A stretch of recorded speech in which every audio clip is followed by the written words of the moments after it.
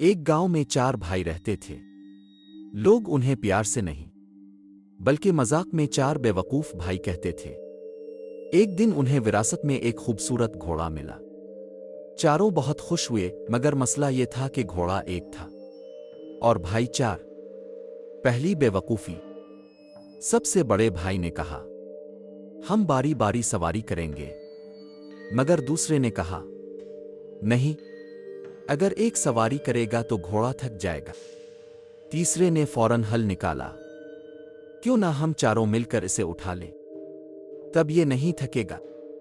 چوتھا بولا، واہ، کیا عقل کی بات کی ہے، اور یوں چاروں بھائی گھوڑے کو کندھوں پر اٹھا کر چل پڑے۔ دوسری بے وقوفی۔ راستے میں لوگ ہنسنے لگے۔ ایک بوڑھے آدمی نے کہا، ارے عقل کے دشمنوں، گھوڑا تمہارے لیے ہے یا تم گھوڑے کے لیے؟ چاروں کو بات بری لگی۔ انہوں نے سوچا لوگ ہمارا مذاق اڑا رہے ہیں۔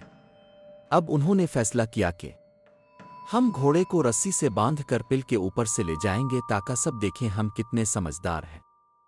تیسری اور سب سے بڑی بے وقوفی۔ جب وہ پل پر پہنچے تو گھوڑا ڈر گیا۔ وہ اچھلا، رسی ٹوٹی اور گھوڑا دریا میں جا گرا۔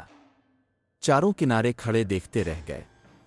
سب سے چھوٹا بھائی بولا، اچھا ہوا، اب ہمیں اسے اٹھانا نہیں پڑے گا۔ کہانی کا سبق۔ کبھی کبھی ہم دوسروں کو غلط ثابت کرنے کے چکر میں اپنا ہی نقصان کر لیتے ہیں۔ عقل استعمال نہ کی جائے تو نعمت بھی مصیبت